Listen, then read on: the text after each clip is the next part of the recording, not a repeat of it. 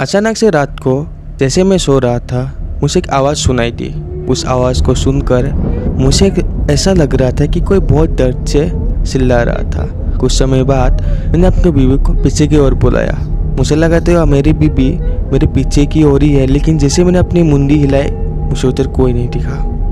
नमस्कार दोस्तों, मेरा नाम है विजय और मेरे बीवी का नाम है मनिका। हम दोनों को शादी के लगभग 5 साल बीत चुके हैं, लेकिन इतने सालों बाद भी हमें एक बच्चा की खुशी मिली ही नहीं। हमने काफ़ी डॉक्टर और हॉस्पिटल की ओर गए, लेकिन उधर से हमें नाराज़गी ही मिली। हमें कुछ खुशी का अनुभव मिला ही नहीं उधर जाके भी। अंत में हार कर हमने अपनी आखिरी उम्मीद भी खो दी। कुछ समय बाद 9 महीने बाद हम लोगों ने दिसंबर के महीने में गांव की ओर चल पड़े हमारे बिजनेस के सिलसिले में। हमारे जो गांव था वो पहाड़ी के ऊपर था। उधर बेसिक सप्लाई भी पहुंचाना काफ़ी मुश्किल था, खाना पानी और अन्य महत्वपूर्ण चीज़ें। हम जैसे ही उस जगह पर पहुँचे हमारे गांव में, हमें जाते ही काफ़ी सुकून भरा एहसास हुआ। ऐसा लग रहा था कि काफ़ी समय के बाद हमें सुकून मिला है।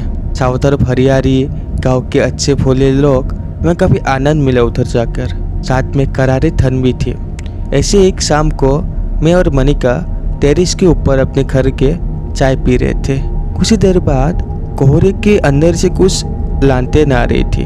हमें लगा कि ये कौन हो सकता है, लेकिन कुछ समय बाद पता चला वो था गांव का सरपंच। सरपंच ने बोला, अरे दोनों मियाँ बीबी अकेले अकेले चाय पी रहे हो, हमको नहीं पिलाओगे? मैंने सरपंच जी को बोला था, अरे चाचा आइए आइए, ठंड है ना इसीलिए हम दोनों चाय पी रहे थे, आप भी आ जाए। सरपंच जी ऊपर आए। हम लोगों ने बातें करना शुरू कर दिया।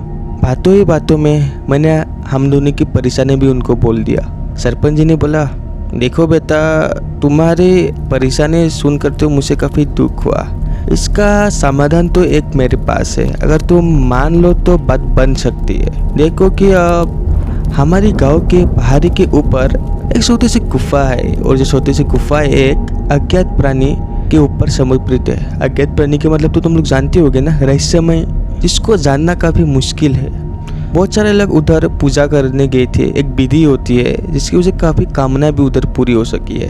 बेटा, अगर तुम दोनों उधर जाओगे तो तुम्हारी बात भी हो सकती है, तुम कहो तो। मैं और मनिका काफ़ी खुश हो गई इस बात को सुनकर। हाँ सरपंच जी, हम ज़रूर जाएंगे उधर।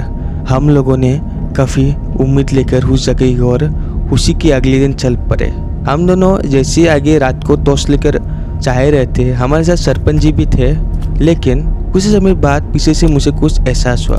मुझे लगा था कोई मेरी पीठ की ओर थपथपा की ओर चला गया, लेकिन जैसे मैंने पीछे की ओर गया मुझे कुछ दिखाई नहीं। मनिका ने बोला, अरे क्या हुआ, कुछ हुआ क्या तुम्हें? मैंने बोला कि यार कुछ हो गया, चलो पत्थर लग गया होगा, चलो चलो।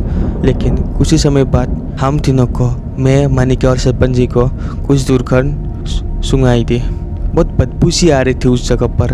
हमें कुछ पता नहीं चला कि उधर था क्या।